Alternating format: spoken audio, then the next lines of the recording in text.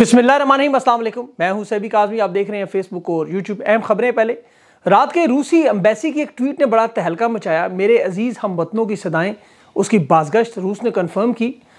इमरान खान को coat Lakhpat jail transfer करने में मरियम नवाज़ की असल ख्वाहिश क्या चाहती हैं। ये अदालत में 3 अहम केसेस की आज समाअत भी है और हिंदुस्तान के इलेक्शन में बड़ा दिलचस्प मामला हुआ। उसके पाकिस्तान से मामलात कैसे जुड़े हुए हैं ये समझना बड़ा ज़रूरी है। लेकिन सबसे पहले रूस की एम्बेसी ने जो रात के एक बड़ी अहम ट्वीट की, और ये ट्वीट मौजूदा हालात के तनाज़र में आप देखें। रूस की एम्बेसी जो अपने हवाले से उनके ख़बरें थी बहुत सारी, उन्होंने ऐसी किसी खबर की नफ़ी नहीं की, ना कहा खबर गलत है। खबर ये थी कि इमरान खान को मुबारकबाद दी गई। उन्होंने ये कहा हम इस तमाम बातों से मुत्तफ़िक है, लेकिन जो पाकिस्तान की सियासी सूरत हाल है वो भी देख रहे हैं, जो डेवलपमेंट्स हो रही है, अदालतों के फैसले देख रहे हैं, सियासी सूरत हाल देख रहे हैं। लेकिन पाकिस्तान के लोगों पर इन्हिसार करता है वो क्या करते हैं, अंदरूनी मामलात हैं, मुदाखलत नहीं करते। ये बड़ा ख़तरनाक बात थी और ये इमरान खान के हक़ में बात तो ज़रूर थी, लेकिन इस ट्वीट में अगर आप गौर से देखें तो मेरे अजीज़ हमवतनों की सदाओं का तर्जुमा नज़र आ रहा है। हर सफारतखाने की अपनी ख़ास इंटेलिजेंस है, उनके अपने ज़राए होते हैं, इनके आपको पता ताल्लुकात होते हैं, ये बड़ी गहरी नज़र रखते हैं। एजेंसियाँ उनकी अपनी भी शामिल होती हैं और अदालती महाज पर जो कुछ है वो भी देख रहे हैं, खान के साथ जो हो रहा है वो भी देख रहे हैं और 2 साल से देख रहे हैं। रूस इसमें बड़ा अहम पार्टी थी। इमरान खान की जब हुकूमत गिरी तो याद रखें कि वो रूस का दौरा ही था जहां इमरान खान मौजूद थे, जिसे रूस ने यूक्रेन पे हमला किया। उसके बाद अमेरिका और यूरोप ने अपना रद्द-ए-अमल दिखाया, फिर साइफर का मामला और खान ने फिर जलसों में जो तकारीर की, वो सारा मामला आप जानते हैं। अब जो साइफर कल ख़त्म हुआ है परसों, ये सब रूस से जुड़ा हुआ था। तो रूस और चीन ने भरपूर हमायत खुल के कभी की नहीं, इनकी पॉलिसी नहीं है, अंदरूनी आपको पता मामलात में दखल अंदाजी करते नहीं। लेकिन इनके जो ताल्लुकात हैं वो खैर ख्वाहों की तरह हैं। रूस के हवाले से बहुत कम हुआ कि उन्होंने कभी मुदाखलत की हो। चीन की भी ऐसी पॉलिसी नहीं। लेकिन ये खबरें जब रूस के एम्बेसडर की तरफ से मुबारकबाद की आई, फिर उस पर रूस के रिएक्शन भी आया। अब इन्होंने खुलकर पहली दफ़ा इतना बड़ा रिएक्शन सफारत खाने ने दिया कि इनकार नहीं किया कि वो क्या कह सकते थे और ऐसा कुछ नहीं कहा उन्होंने। लेकिन दूसरी तरफ पाकिस्तान के बुजुर्ग और दानिश्वरों ने रूस में फ़ौरन अटैक भी कर दिया जी आपको कोई हक़ नहीं है। ये हक़ सिर्फ यूरोपीय यूनियन अमेरिका को है, क्योंकि हम उनके गुलाम हैं, उनके वेंटिलेटर पे हैं। हुकूमत में आने से पहले आप इनके बयानात देखें, ख्वाजा आसिफ, शहबाज शरीफ, हमजा शहबाज, एहसन इकबाल, सबके सब ये बातें करते रहे अमेरिका के बारे में, आज भी कर रहे हैं। अदम एतमाद के वक्त भी मुलाकातें इन्हीं के साथ होती रहीं, लंदन प्लान भी वहीं बने और उसके बाद आपको पता है उसकी जो बुनियाद है वही। लेकिन अब चूंकि मामला बदल चुका है, पानी पुलों के नीचे से गुजर चुका है, 2 साल बड़ा लंबा अरसा है, बड़ा कुछ बदल चुका है। अंदरूनी सतह पर आप सिर्फ और ज़िद अना का मसला रह गया है। यूरोप अमेरिका के हालात बदल रहे हैं, वो लोग अब पाकिस्तान के मामले में इस हद तक संजीदा नहीं है जिस तरह पहले थे। तो ये मामला सिर्फ पाकिस्तान के अंदर जो लोग हैं जिन्होंने रजीम चेंज के अंदर जो जुल्म सितम किया, ये जो 2 साल की तबाही बर्बादी है, अब सिर्फ मामला वो रह गया। अब जिस दिन इन्हें कुर्बानी का बकरा मिल गया जिसके ऊपर सब कुछ डालना है और जिसको मुर्द इल्ज़ाम ठहराना है, और चाहे वो कोई बंदा चला गया हो, जाने वाला हो या जा रहा हो, उस पर सब कुछ डाल के मामला ठीक हो जाएगा। ये आप मेरी बात याद रखिएगा। दूसरा जो अहम खबर की अगर मैं बात करूँ, खान को जो कोट लखपत में मुंतकिल करने की बातें खबरें चल रही हैं, इसमें एक तो ज़ाहिर है सिक्योरिटी का बहाना इन्होंने रखा हुआ अपने पास कि अडियाला में सिक्योरिटी के हालात बेहतर नहीं है। लेकिन जो इतलात इस वक्त सोशल मीडिया पर गर्दिश में है कि वो मरियम नवाज़ साहिबा की ज़ाती ख्वाहिश है कि खान को सबक सिखाएं और अजियत दें, तशद्दुद करें। ये मरियम नवाज़ साहिबा की पुरानी ख्वाहिश है। वो चाहती है खान टूट जाए, जुल्म सितम इतना करूँ खान के सामने बिखर जाए। ये आले शरीफ के लोग खुद इसके ख़ानदान के तस्लीम करते हैं कि ये मरियम नवाज़ साहिबा वाकई इस मामले में बड़ी शफाक है। ऊपर से उन्होंने सर्जरी करवाई अपने चेहरे की हालत बदलने, लेकिन नीचे से माफ़ कीजिएगा अंदर से इनका दिल काला है। इनके जलसों में अगर आप इनकी तकारीर देखें, जिस तरह गुस्से में, नफरत में ये इमरान खान को कहा करती थी ख़त्म शुद, सियासी वजूद ख़त्म, डन डस्टेड, वो तकारीर सारी उनके देखें। अरशद शरीफ शहीद की शहादत पर ट्वीट्स देखें, ज़िले शाह का मामला हो, जिस अंदाज में इनकी सफाकियत देखें, इनके अपने घर में इनके जो बच्चे की बेटे का जो मामला हुआ, सियासत ख़त्म करने का वालिद का मामला, तो आपको सारे डॉट कनेक्ट करें तो आपको समझ आएगी इनकी शख्सियत क्या है। कोट लखपत ला के सख्तियाँ करके वीडियोस बना के अपने अंदर की लगी हुई जो आग है उसे ठंडा करना चाहती हैं। ये नफ़रत आपको पता है इनके जो करीबी लोग जानते हैं, इमरान खान से इस हद तक भी आप सोच नहीं सकते। इन्हें असल में अंदाज़ा हो चुका है सबको, खान पर केसेस जो है वो इंतकामी और सियासी केसेस हैं। इद्दत का एक केस है जो अभी अपील में चल रहा है। बाकी तकरीबन 70% केसेस जो हैं वो काबिल ज़मानत फिल-4 है या उन पर ज़मानत की बुनियाद हो चुकी है। अलकादिर भी तकरीबन आधे से ज़्यादा केस जो ख़त्म हो चुके चल चुका है और अभी जो कुछ सज़ाएँ मुअत्तल है, कुछ ज़मानतें मिली हैं। साइफर का सबसे बड़ा केस ख़त्म हो चुका है, तो आगे मज़ाहिर मामला। लेकिन यहाँ शेर मरवत ने बड़ा अहम मामला उठा लिया, बड़ा अहम मामला कि ये छोटी छोटी फतूहात की ज़रूरत नहीं है। खान को इन तमाम केसेस से निकालने का तरीका अब एक तो अवाम के पास है, अवाम के हाथ में है। पाकिस्तान की अवाम जब चाहे वो इस लीडरशिप के साथ मिलकर अवाम इमरान खान को रिहा करवा सकती है, वरना ये लोग साइफर के अलावा जितने भी केसेस हैं उनमें जानबूझकर ताख़ीर करते रहेंगे। और ये तहरीक इंसाफ की जो कानूनी हिकमत अमली उसकी शिकस्त है। अब देखिए, मुजरमाना मुकदमात बनाना पाकिस्तान में इतने ही आसान है जितने शेर अफजल ने कहा मूंगफली तोड़ना। 184(3) ये सबसे अहम मामला सुप्रीम कोर्ट में, और ये मैं आपको बड़ी अहम टेक्निकल बात बता रहा हूँ, उस पर मैं आगे मजीद इस बात को आगे फैलाऊंगा इंशाल्लाह। ये असल में मामला शहरियार अफरीदी के जब केसेस थे, 34 केसेस पर बार बार जमानत करवाएगी, हर दूसरे मुकदमे में फिर उठा लेते थे, फिर गिरफ्तार कर लेते थे। तो जज बाबर सत्तार के पास ये मुकदमा लेकर वो गया और उसने कहा कि जज की अदालत में कि जब तक कानूनी नुकात पर शहरियार अफरीदी को अदालत अपनी तहवील में ना ले 184(3) पे ये मुकदमा ख़त्म नहीं होंगे। सुप्रीम कोर्ट को भी इसी तरह 184(3) के तहत इमरान खान को अपनी अदालती तहवील में लेना होगा ताकि उसके बाद कोई मुकदमा इस तरह का बने ना। ये बड़ा ऐनी नुकता है, इस पर क़यादत को ज़रूर समझ आएगी, इस पर मैं इंशाल्लाह मज़ीद प्रोग्राम करूँगा, वो आप देखेंगे ये मामला क्या है। क्योंकि ये कमज़ोर हुकूमत है, इंतहाई कमज़ोर, ये बर्दाश्त नहीं कर सकते खान का बाहर आना, और इनका मैंडेट भी इनके हाथ से अब जाने वाला है। ये मैं आपको बड़ी खबर जो दे रहा हूँ, ये सुप्रीम कोर्ट में मखसूस नशिस्तों का जो मामला, आज सुबह मुझे कुछ मालूमात मिली ऐसी कि जो जजेस खामोश रहने का फैसला कर रहे थे सुप्रीम कोर्ट में, बज़ाहिर वो काजी साहब के ग्रुप में थे, वो भी मखसूस नशिस्तों के मामले पर तहरीक इंसाफ की ये मखसूस नशिस्तें वापस करने के हक़ में। ये बहुत बड़ी बात है, और अगर आखिरी दिनों में कोई बड़ी वारदात ना डाल दी इन्होंने, क्योंकि अदलिया आपको पता है काजी साहब के गलत फैसलों का बोझ नहीं उठा सकती। जो बल्ले का निशान छीना गया, जिस तरह काजी साहब के साथ बाकी जजेस हैं वो देख रहे हैं, काजी साहब को तो नफसियाती मसला है, वो तो अपनी या तो मुद्दत मुलाजमत है या दिमागी मसाइल है या बुग़्ज़ इमरान है, बाकी जजेस जो है वो देख रहे हैं सब कुछ। ये नशिस्तें ज़रूर वापस होंगी, होना भी चाहिए, इनका हक़ है। तहरीक इंसाफ की 77 नशिस्तें हैं, 77 पार्लियामेंट में एक बड़ी अक्सरियत बनेंगी, और इसी वजह से इनकी कंपनी की जो नज़रें हैं, अब जो नए लोग मखसूस नशिस्तों पर आए हैं उन पर भी हैं, ये भी याद रखें, उन पर भी गेम तैयार रखी हुई है। आज इनकी अदालत में 3 केसेस भी हैं। फैसल वाडा का एक माफ़ी का केस काजी फायज सुन रहे हैं, फैसल वाडा भी माफ़ी का मुतालबा आपको पता कर देगा जल्दी, ये कर दिया होगा उसने अब तक।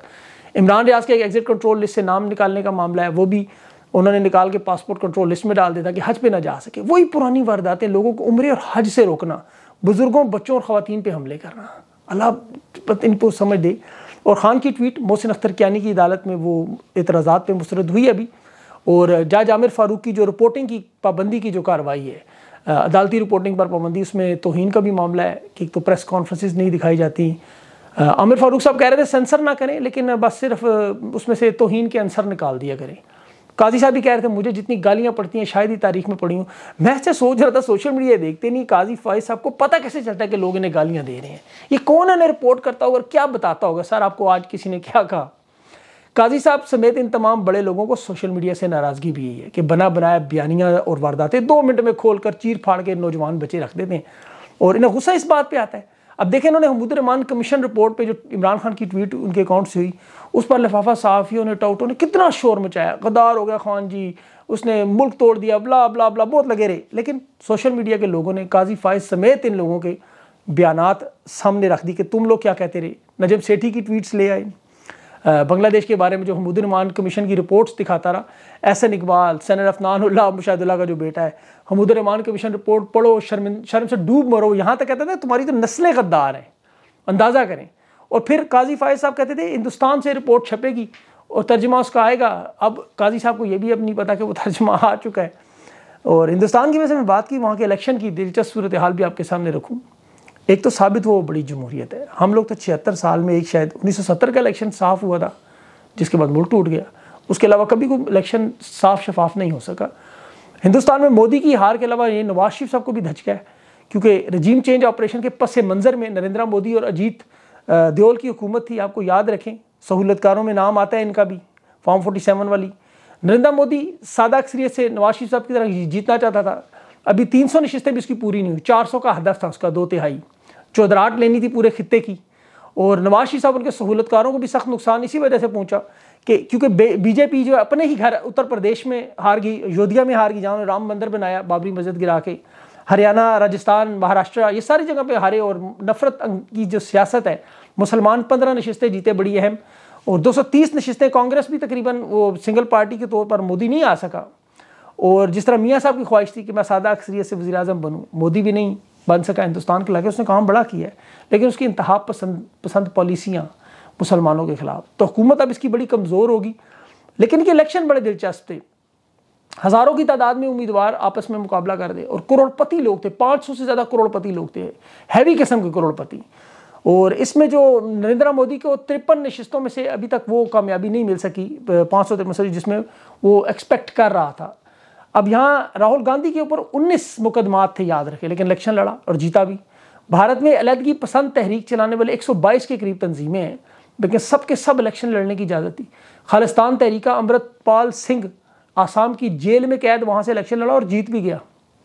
यहाँ इलेक्शन में नरेंद्र मोदी ने कांग्रेस का पिछले 2019 में सफाया कर दिया था, और इस दफ़ा वज़ीर-ए-आज़म तो शायद मोदी बन जाए, लेकिन जो वहाँ इत्तेहाद बड़ी जल्दी टूटते फिरकते हैं, तो मोदी की बड़ी हुकूमत कमज़ोर होगी, उससे बड़ा उसको फ़ायदा नहीं होगा। एक यहाँ पे एक और बड़ी चीज़ जो कदर मुश्तरक सोशल मीडिया दोनों ममालिक में, पाकिस्तान इंडिया दोनों में, वहाँ पे आपको पता है मीडिया ने, बीजेपी ने भी अपनी कंपनियाँ, मीडिया को, टाइकॉन सबको अपने कब्जे में लिया हुआ था, लेकिन सोशल मीडिया से हार गई। वो एक यूट्यूबर दरव राठी, वो बड़ा इनके ऊपर भारी पड़ा, सिंगल हैंडेड उसने मोदी को 2/3 अक्सरियत नहीं लेने दी, सिर्फ एक यूट्यूबर ने, अंदाज़ा करें। तो ये बहुत बड़ा मामला, आने वाले सालों में तो इस पर केस स्टडीज़ हुआ करेंगे। अब ये देखें कि यहाँ पर ना तो सुप्रीम कोर्ट ने कांग्रेस का इंतखाबी निशान छीना, ना राहुल गांधी को ये पूछा कि तुम बिला मुकाबला सरबराह कैसे बने, ना कांग्रेस के किसी उम्मीदवार के कागजात छीने, ना कुछ जलसे जुलूस रैलियों से रोका गया, ना राहुल गांधी पर कुछ शादी ब्याह का कोई केस बना, ना बेटी बहन भाई का केस बना, ना कोई घटिया गंदी मुहिम शुरू हुई, ना किसी सेक्टर कमांडर ने इलेक्शन में नताइज बदले, ना इलेक्शन कमिश्नर अगवा हुआ, ना कोई कमिश्नर चट्ठा जैसा बंदा आया, ना कोई नताइज बदले, ना मीडिया पे शोर मचा। यही वजह है कि हिंदुस्तान दुनिया की तीसरी बड़ी मईशत बना, यही वजह है। सिर्फ एक दिन में कंपाइल करके इलेक्शन अवाम के सामने, कोई 2 नंबरी छोटी मोटी हुई बेज़ाब्तियाँ, 1 अरब 25 करोड़ का मुल्क है, होंगे खांचे माचे भी लगे होंगे, लेकिन यहाँ 25 करोड़ के बदतरीन इलेक्शन, सिर्फ कराची और पिंडी डिवीजन सिर्फ उठाए, और नॉर्थ पंजाब 17 नशिस्तें कराची की और 13 नशिस्तें पिंडी की। आप ये सिर्फ 30 नशिस्तें उठाएं, 70 से 80 हज़ार की लीड में तहरीक इंसाफ के फॉर्म 45 पे जीते हुए लोग हैं, और कराची में तो 1-1 लाख से ज़्यादा वोट मिला है। MQM को 5-5 हज़ार वोट नहीं पड़े, यकीन करें। चंद हल्के, रेहाना डार, यास्मीन राशिद, बहावलपुर के ये शौकत बसरा का, गिलानी का, चंद हल्के सिर्फ उठाए, नूर आलम खान का हल्का उठा ले, ये सारे इलेक्शन आपको समझ आ जाएगा।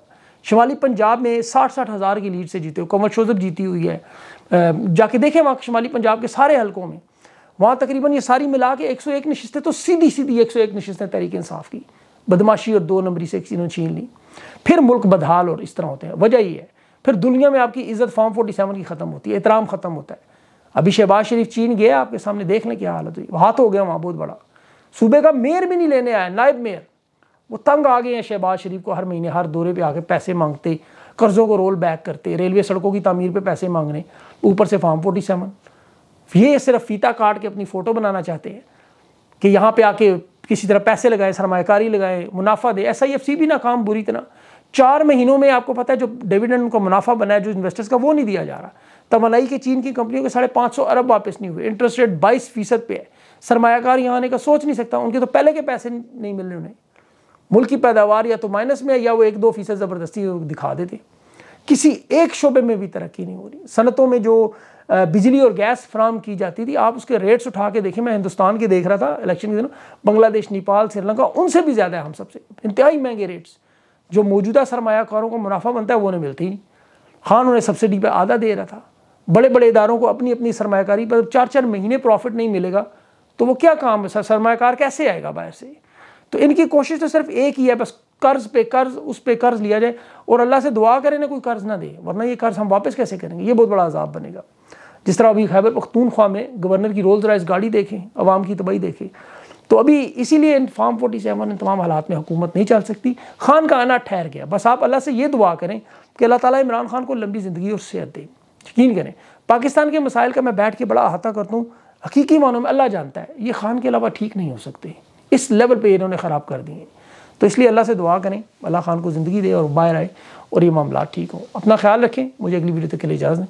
अल्लाह हाफ़िज़।